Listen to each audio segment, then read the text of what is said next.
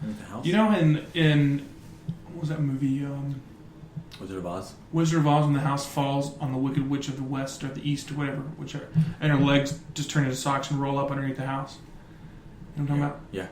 That's pretty much where he's at right now. He's dead? He's basically the Wicked Witch of the East. Where does the Red Road go?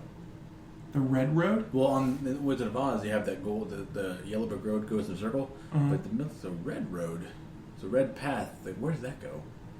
That's a great question. That go to the turquoise fella? The Emerald Palace at the end of the Yellow Brick Road. Was it the Ruby Palace? I would think it would be the Crystal Palace. No, because what? It's just a trailer park. It's a trailer.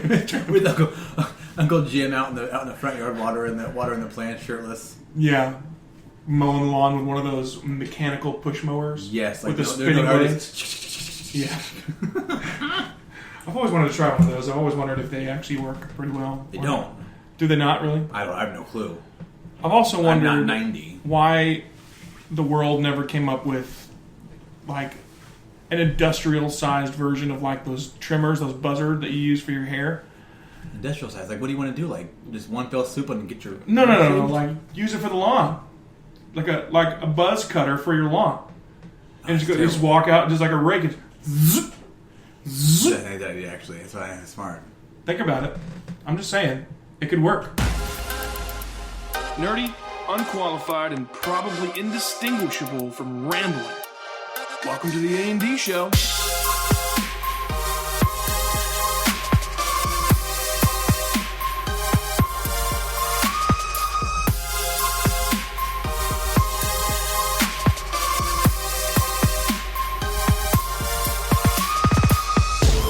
Hello, and welcome to the A&D Show. I'm David. I am Austin. And we've got quite a doozy of an episode for you today. We are going to try something that only the bravest of men have ever dared attempt. Ever in their lives.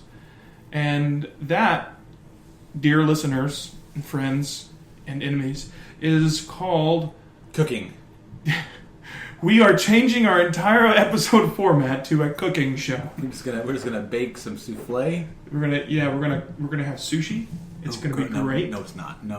Oh, you don't have to cook sushi, so we can't really do that. Right. And sushi's disgusting. Sushi is not disgusting. Listeners, forgive him for his hate on sushi. It's disgusting. We are actually gonna go down the rabbit trail today, or the rabbit hole. I don't really know. What do we call it? Like a mind map. The mind map? Mind map. What if we called it like the binary trail? Ooh. Like the Oregon Trail, but there's no dysentery. Yeah. I mean, there's still dysentery. Oh, no. You're just already at home. Oh, good. So we're gonna try this out, and if it works, it works. If it doesn't, Come back in 2 weeks. come back in a couple weeks, and we'll try something else. So the way this is gonna work, Austin, is I've got a question on my screen here, and it's just a thinker. We're gonna think our way through this episode. See where it goes. Let's just see where it goes. See what happens. Okay. So the question, my friend, is blowing in the wind. No, that's not right. The question is, what if every human and every man-made object on Earth was reduced in size by 30%? Now, let me clarify. We're not reducing the Earth in size, or the plants, or the animals. Just every man and every man-made object. Just shrunken by 30%. And go. So the theoretically, if you did that, so you're going to have 30% more everything. Yeah. 30% more space for residential, for forest land, for farmland, for... Food would be 30% more productive. Your crops would last for 30% longer. Right. And your cheeseburger, now for every cheeseburger you have now, you're going to have 1.3 cheeseburgers. Exactly. In theory, the only issue that I think you would see from that, theoretically, and as we discussed, this is purely theoretically, you would have a situation where would there be another? So you've got the U.S. as it is currently constructed, but everything is 30% smaller. The land stays the exact same size. Yes. So now, if I'm all right, so my drive to work is 20 minutes. Okay. So now in my 30% smaller Elantra, it's now taking me 26 minutes to get to work. Everything else, it doesn't necessarily increase the time it takes you to traverse why because not? you can still. Everything is 30% smaller. So if everything is 30% smaller, your town would shrink by 30%, meaning you're 30% further away. Oh yeah. So I mean, in theory, so your distance from place to place would increase by 30%. By 30%, right? Actually, by 60%, because one place would shrink by 30, the other place would shrink by 30. Well, don't tell me that because now my drive to work is taking 32 minutes. But 32, really? My drive would increase by 60%, which would, I don't even want to think about it. I don't like thinking about the drive I have already, so. I mean, in this theory, you're able to solve world hunger, which really, in theory, you can already solve world hunger as it is right now. The U.S. produces enough food to solve world hunger. We just eat it all. We eat it all because we're fat. a nation of gluttons. That's why we have issues in this country. But it would make it immensely easier to solve the hunger problem, the clean water problem. The coolest thing would be, in my opinion, is that dogs are now 30% bigger. Yeah, but think about this too. Trees will also be 30% larger than what we know them as now, which would mean that there would be 30% more lumber to go around, which means more paper, 30% more everything wood-based would be 30% more larger. cotton. Yeah, I mean, you're talking, everything non-man-made. Yeah, but imagine this though. Think about. I mean, those are all positives, right? I mean, everybody could use 30% more of the good things in life, but what about the things that are scary or that are... Think about a raindrop, right? A single raindrop. And now reduce yourself 30%. In size by 30%. That raindrop becomes 30% larger. And so now you're looking at, not only are you looking at, of course, again, nothing really changes except for us. We just shrink in size. So from our perspective, everything else gets bigger. Right. It's like a Gilligan's Island kind of a thing, where we are smaller, thus everything else seems bigger. So in this theory, I decrease in size by 21 inches. I'm about 6 foot, so that takes me down to 21 inches at 6 foot. So I'm looking at 4 foot. Dear Lord, 4 foot 3 inches. That's a significant reduction. That's a huge drop. Yeah. I mean, you're talking almost 2 feet that I would decrease in size. Let's do that. Let's actually do that math. So, because I'd be, like I said, you would be, I would say probably you're 6 foot. You're 6 foot tall. 5. I'm 6 foot tall. Okay, so 72 inches minus 30%. 0.66. No, you'd be 0.7. Times 0.7. You're right. 30%. So that would put me at 4 foot 4. 7. You'd be 50 inches tall. Yeah. 4, 8, 12, 16. Divided by 12. 4'2". 4 foot 2. So if I get 4 foot 2. So a 4 foot 2. Now, if we get a foot of snow, that foot of snow is a whole lot bigger. Yeah. At 4'2" as compared to 6 foot. Now, the cool thing is that clothes are probably a lot cheaper, or at least 30% cheaper, hopefully, because there's 30% less fabric, 30% less. I'm using 30% less body wash-ish. Probably not. Yeah. But then housing would be 30% cheaper too, because it would cost 30% less in materials. But then again, you're also looking for architecture, right? Well, right, but due to the fact that even at that point, due to the fact that your wages don't decrease by 30%, the free market probably dictates that the real estate market would probably stay the same as it currently is constructed. I don't think that you would see. I really don't believe that you would see a big shift in price fluctuation in this scenario, because the free market's going to dictate what the prices are going to be set at. True. So you're not. So cost of things probably wouldn't go down. Yeah, nothing changes. Even with an abundance. Now you could see a decrease in lumber and paper, because there is more of an abundance. Yeah. There's 30% more. Everything. Now, when you have your gases, stuff like that, that doesn't go down because you're still in a car, 30% smaller car, you might get a little bit of mileage, but you're still going to be using pretty much the same amount of gas in theory. Yeah, because you're still going to be the offset of how much you would save on fuel consumption by having a smaller car would be challenged and offset again by the additional distance you have to try. But now, so in theory, my biggest question would be would we still see things if we were all 30% smaller? Mm-hmm. I honestly don't believe that you would see like housing decrease in size. I think that we would get to the point where housing would still be the same as it currently is. So if you're in a 1,400 square foot house, it may decrease at one time, but I think you would see after the initial shrinkage that everything would get bigger again. I think you would see people going back because you would have that. Why not?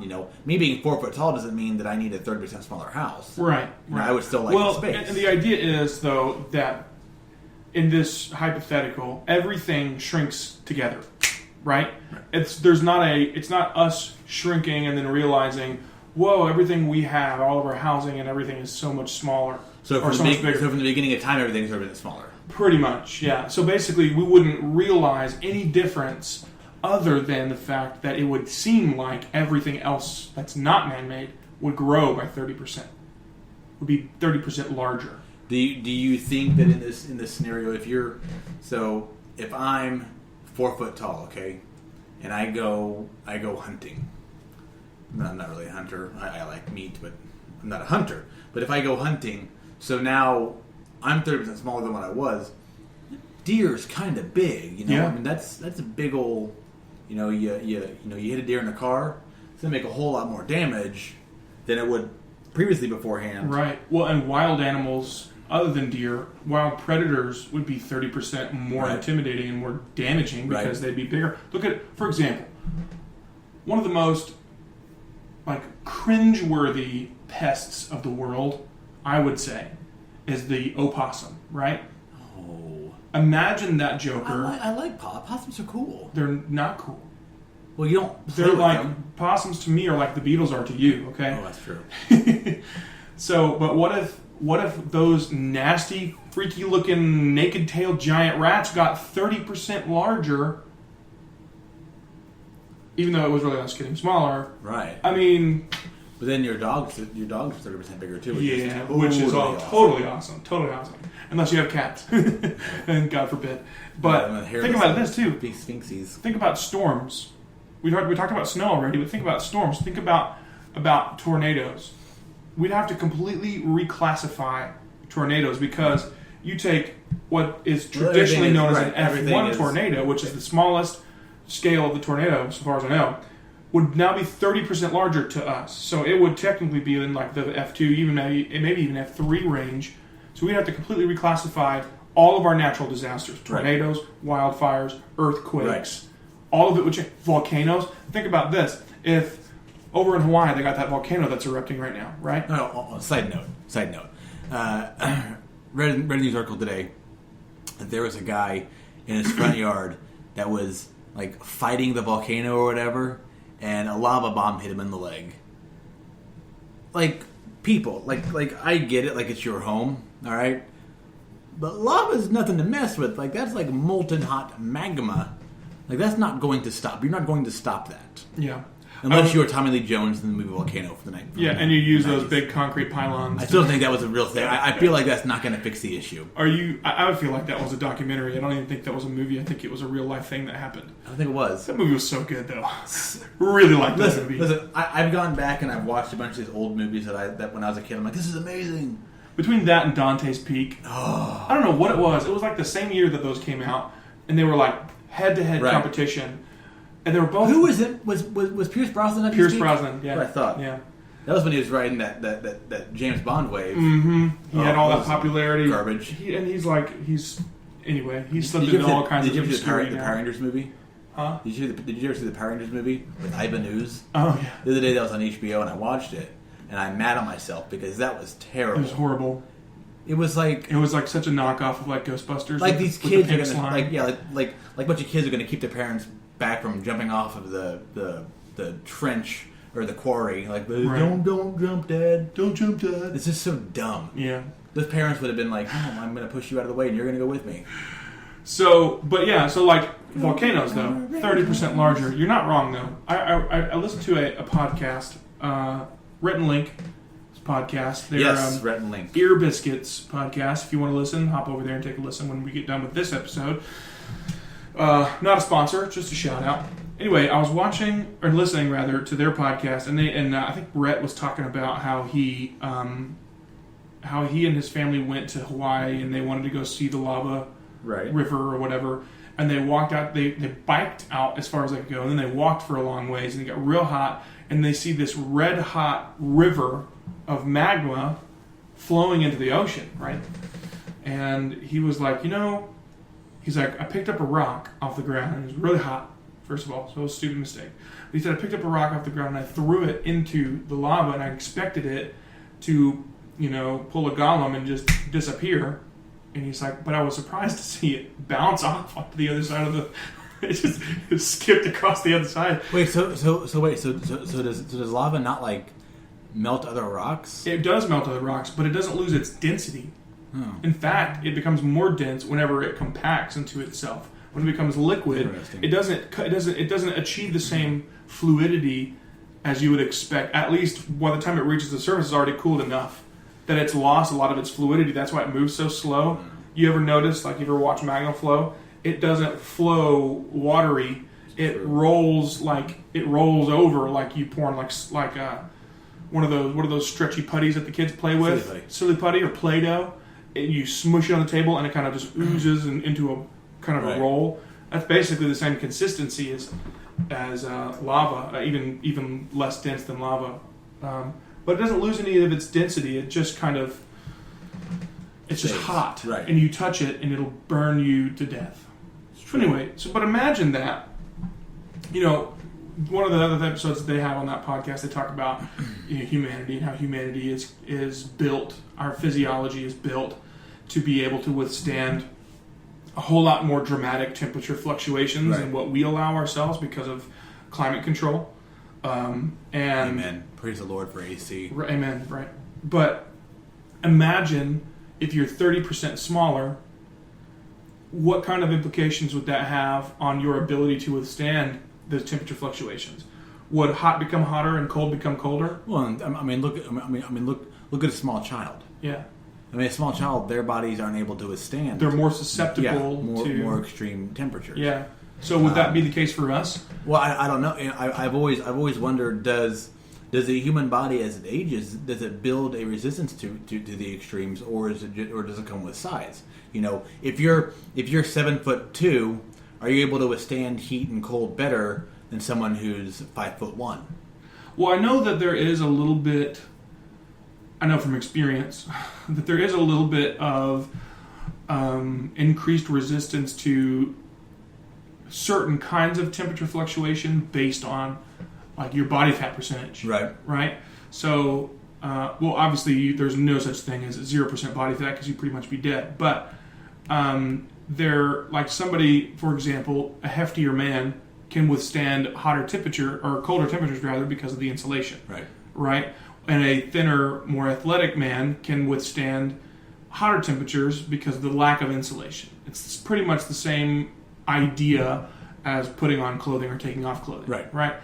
And so that is a direct correlation, resistance to physical stature, physical size.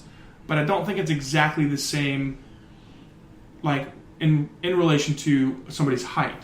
Right. Somebody, for example, you're 4 inches shorter than I am, and significantly thinner than I am too. So that makes a difference. But I don't think just because I'm 4 inches taller than you means that I can withstand, weather fluctuations, temperature fluctuations more adept than you can, just because of a 4-inch difference. Now, what was the difference? What was it, like 24 inches difference for you? 24 inches, and not just 24 inches in height, but 24 inches in overall mass. 24 or 30% of overall mass. Your bones would be thinner and smaller. Your muscular structure would be thinner and smaller. The amount of blood in your body would be smaller. Your organs and muscles and everything would be 30% smaller. Your brain would be 30% smaller. So curious to think, would that equate to a person, the contrast of how you are able to adapt to environment now as a 6 foot tall, fully grown, fully developed man, versus you when you were at the age that you were 4'2", right? Which would have been what, 12, 13, maybe? Probably, maybe not even, maybe a younger, maybe even 10, right? So let's just say it's 10 years old, right? 10-year-old you versus 30-year-old you, right? I'd win that fight pretty handily, I think. Do what now? I'd win that fight pretty well, I think. Against nature? No, against 10-year-old me, I could take him down. Oh, you're talking about He's actually smaller, going hand-to-hand combat with you? A lot thinner. I don't even remember. 80 pounds. I don't remember what I was like at 10. It was a long time ago. Scrawny, little punk kid. But think about this, too, just to throw out another rabbit trail, postulation.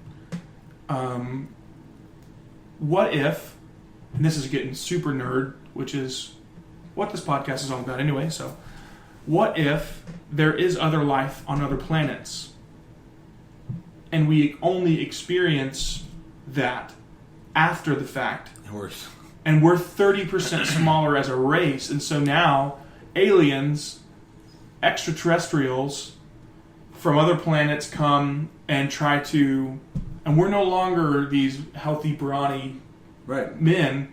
We're like these puny little tiny people. And being 30% smaller, if you're charging somebody, so I'm a big sports guy, so when it comes to football, that's 30%.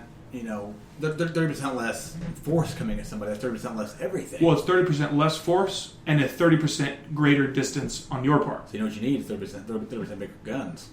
That'll level the playing field real quick. Yeah, but I just don't feel like we as a people are capable of losing 30% of our overall stature and being able to compensate with technology. Right. I think that a 30% decrease in human size would change the whole predator prey structure. You would have animals that aren't that big now that would be closer to the top of the predator scale.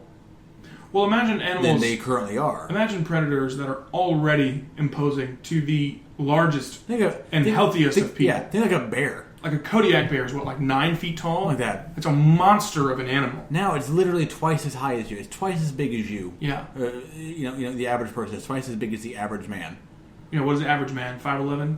Probably. So let's just say 6 foot's the average man. Right. Well, you're now 4'2", which is the average for a man. Right. So now that's the average. So now a bear is twice your size. Yeah. That's terrifying. Yeah. Well, they're already terrifying. No, bears are awesome. Paddington bear's awesome. It's not the same thing, David. It's pretty close. No, the bears are... Shout out to my boy Paddington. But bears are... If I could have a wild animal as a pet, it would be a bear. It would make sleeping uncomfortable because they'd be curled up on the bed and roar. And you try to take him off and he's just like, no, I'm a bear. He's like, I want to eat some fish with my mouth. Some honey. Yeah. So, but what we're in essence we're talking about here is turning the entirety of humanity into a race of hobbits. Ooh. Are we foreshadowing? We're foreshadowing a future episode. For our listeners out there, we have a guest coming on our show very soon. Sooner rather than later. And we're foreshadowing that. Not trying to be any spoilers about that episode, so just keep tuning in. But we are foreshadowing. Yeah, we are foreshadowing that I won't be in that episode because I've seen one episode of Lord of the Rings, not one episode, one movie. The first episode of I saw the first movie. The 6-part series. I remember liking it. Yeah. But the problem was it not Tom Maguire, it's Elijah Wood. Elijah Wood. I don't like Elijah Wood. He's not that great. No offense, Elijah. It was a very... I'm just not a fan of Elijah Wood in movies in general. He played a very... Wasn't he was he in My Girl? No, he wasn't in My Girl. What was he in? Sin City? Oh, he wasn't in Sin City. Yeah, he played a horrible part. Awful. Anyway, all I'm saying... He was in Wilfred? Was it Yeah. I never saw that one, though. Yeah, it was... All I'm saying, boys and girls, ladies and gentlemen, Austin will be here for that episode. He just may not say much. I'll be very quiet. I'll just be sitting in the corner twiddling my thumbs. But you're going to learn a lot, and it's going to be great. It's going to be exhausting. So, and we're going to have a special guest. I will decline to say who that will be. You won't know who that is anyway unless you know us. But I just tune in here in a few weeks, and we'll have another episode for you. It'll be great. It may end up breaking into 2 episodes if we get too deep into it. It's true. So who knows? We'll just see what happens. We'll play it out and see what happens. But anyway, basically we're talking about turning all of humanity into a tiny group of short people. And okay, so I have a friend. In fact, my friend Bill from Here's the Deal podcast that I shouted out last week, or last episode rather. His girlfriend is, I think she is 4'11" now. So then she goes to... She would lose 30%. So what is that? 24 times 4 plus 11. She's 107 inches tall. No. That's not right. No. 12 times 4. Sorry. 12 times 4 plus 11. She's 59 inches tall. Then you multiply that times 0.70. She'd only be 41 inches tall. It's 3 foot divided 4. by 12. 3 foot 4. Oh, man. Amber, if you're listening to this, you probably aren't. But Bill, if you're listening to this, tell Amber we're sorry that in our 30% smaller human world, child. she's still small. She's a child. So it's all relative, though. I do think that I honestly believe that as a whole, humanity wouldn't change. Humanity would be the same as it always was. Humanity would continue to be the same way that they've always been. We would still probably overindulge. We would still probably, use up, I guess, quote unquote, too much land. I'm not one that's I'm not like a Greenpeace person. Yeah. I think that in my opinion, I think that some of the natural resource shortages are a little bit overblown. Yeah. Well, one of the things that I've heard, not necessarily rampantly, but one of the things that I've heard a lot about in recent years, more so than in my childhood, is overpopulation, overcrowding, and no, that's a big thing now. Is that people there are people in society that believe that we should enact a policy like China where you're like allowed 2 kids. Type thing. Oh, you're allowed 2 kids and no more than that. Yeah. If you want to have 19 kids and be a Duggar, by all means, go for it. That's not for me. Yeah. I have 1. That's exhausting. Right. My brother 19 is terrifying. My brother has 2, and they have a third one on the way, and I don't even know how they can handle that right now. So, no, but like, I have a child and 2 dogs. I can barely handle that the way it is. One of the things that I'm gonna take care of myself with population, not population control per se, but with overpopulation, the idea of overpopulation, right? You reduce the entire, like, you ever seen the movie Downsizing? No. Not a great movie. Well, I hate Matt Damon. Yeah.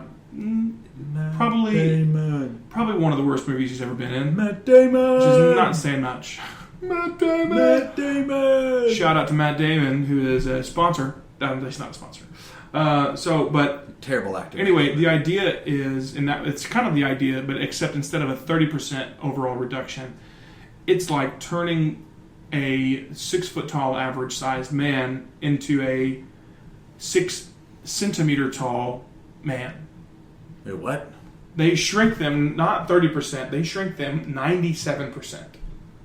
So they're this tall whenever they come out. So you could buy a toy house and live like a king. Well, the idea is that whenever you shrink that far down, when you shrink to that size, your money goes much, much further. So if you have a nest egg, say for example, you and your wife and your daughter have a nest egg that you've been putting away for, 5 years. How much is the nest egg? Say your daughter's 5 years old, the next 5 years, 5.5, going on 6 years old, and you and your wife and your daughter, and you guys have been able to successfully and comfortably put away $25,000. Yeah, well, this is purely fictional, so continue. I mean, that's mostly reasonable. You paid more than that for a car in 5 years. Probably. So, say for example, you're able to put away $25,000 in a 5 year period, right? And then all of a sudden, this whole downsizing thing happens. And you're like, they basically tell you that your money is multiplied by the number of percentage of reduction that you have, that you personally experience. So if you are reduced by 95%, take your $25,000 and increase it by 95%. Or multiply it. It's exponential growth to 95. So your 25 grand basically equates to like $4.9 million. So pretty much you're set for the rest of your natural life. Right. As a tiny, 6 centimeter tall person, right? Right. And so they explored it. It was an interesting concept. It wasn't a great film, but it was an interesting concept that they explored. Well, I don't think that anything Matt Damon is a great film. Well, the thing about Matt Damon, not that this whole thing is about Matt Damon all of a sudden. Should be. We'll do a Matt Damon roast episode. Oh, I would love that. But one of the things that's interesting about Matt Damon and his film choices is that he's not a great actor, in my opinion, but he plays in some movies that are really interesting premise. If not, there may not be great films, but their ideals are interesting. Like Elysium wasn't a great film, yeah, but it was a really interesting concept. Downsizing, same thing. The Martian was based on an incredibly good book. I've not seen The Martian yet. I didn't particularly care for him. He did decent. Yeah. But he's becoming the new Nick Cage, where he does the same thing in every movie. Yeah. What was the other one? The Adjustment Bureau, also a really interesting concept, but it's not just genuinely not that great. I've seen a few of the Bourne movies, and they're meh. I mean, people love them, and that's fine. Well, and I prefer Mission Impossible. Tom Cruise is a much better action actor. Well, and that's the kind of the same concept, is that the Bourne films, though they have a huge cult following right now, and always have, they're interesting. They're good for a watch. I've watched each of them probably one time and never gone back to them. Yeah. I've seen the Mission Impossible movies several times apiece. Repeatedly, they're great. But the premise behind the Bourne films is what made it so good. Right. It wasn't just that the movie itself was that great. It was the idea of it, right? So anyway, rant over. No more Matt Damon talk. I'm done with Matt Damon. So anyway, we got anything else you want to say about the 30% human size reduction, mass reduction? No, I think if that were to happen, if scientifically that could happen, they would say that this would cure all the human ills. I honestly don't believe that it would. I honestly don't believe that it would change society. Mm-hmm. I think that things would stay the exact same, even with 30% more, basically 30% more of everything. Yeah. I think humans would find a way to use it up. Imagine how much bigger a redwood tree would be. Huge. I mean, they're already massive. What are they, like 6 feet diameter? And like 300 feet tall? In theory, what I thought about being bigger would be an egg. An egg would be 30% bigger because it's not man-made. Imagine, like right now, if I were to cook myself breakfast, it's a fairly slight breakfast, I think. Scramble a couple eggs with salt and pepper. That's pretty much it, right? And that's sufficient. Mm-hmm. Imagine how much further that would go. Right. If I were 30% smaller. Right. A dozen eggs is now, 15 eggs? 16 eggs? Yeah. 16 eggs. And it's not just 30% smaller in just 15 eggs. General size. Everything's 30% smaller. Right. Your organs can only contain 60% of their original. 70%. 70, excuse me. I keep getting my math wrong. So so you're only going to need, so now your 2 eggs now just basically 1 egg in theory. My 2 eggs would be probably more than I could handle. Yeah. Whereas right now it's just right. But then again, 30, 40 years ago, people didn't eat as much as they do today. That's a fair point. So, and our human stomachs have learned to adapt to gluttony. The same way that we've learned to adapt to climate control. Yeah, but I'm also the same, I can make jokes about it, but I'll go to Yoder's and Arthur and eat 9 pieces of chicken and have no issues with it whatsoever. In all fairness, though, that chicken is good. So good. I haven't been there in a while. The Amish can cook. Yeah, they can. And do a lot of things, actually. Like build barns in a day. Put floors in entire houses in a day, like they did at your in-laws' place. Phenomenal. Well, I think that pretty much taps out the rabbit hole in that one. Wow, that was quite a bit. I lost. Yeah, it's deep. It's real deep. Well, we hope you guys liked this episode. We may do this again. Just depends on how many times we get canceled on with our special guests. We hope you guys enjoyed that episode, and if you like the content we're putting out, leave us a review down below. We don't have the ability for comments. We always say leave a comment below, but we don't really have that ability. No, we don't. So leave us a review. We'd love to hear what you think. Text me and tell me how amazing this is. His number is 217. I'm just kidding. I don't know your number. Hurtful. I have it in my phone. I'm not going to read it out on our podcast. That's probably smart. Irresponsible. Even though there's only like 5 people that listen to it. Mom. Hey, do you want to give a shout out to your wife? Offer her something for free that she's never going to find? I seriously. So I joked last week about this company that she likes. This Love Multiplies. Actually, I bought her a shirt just on a whim this week, and because you're a good husband. I'm a good husband. She has no clue about this thing. I'm just gonna be like, hey. How many times have you done this? 3 times now. This will be the 4th if you do it again. I don't know what to offer this time because she doesn't listen to my podcast. I'm running out of things to offer. Offer her. See, this is the problem. Offer her what's the fanciest restaurant that you can think of off the top of your head? Chipotle. Oh, come on.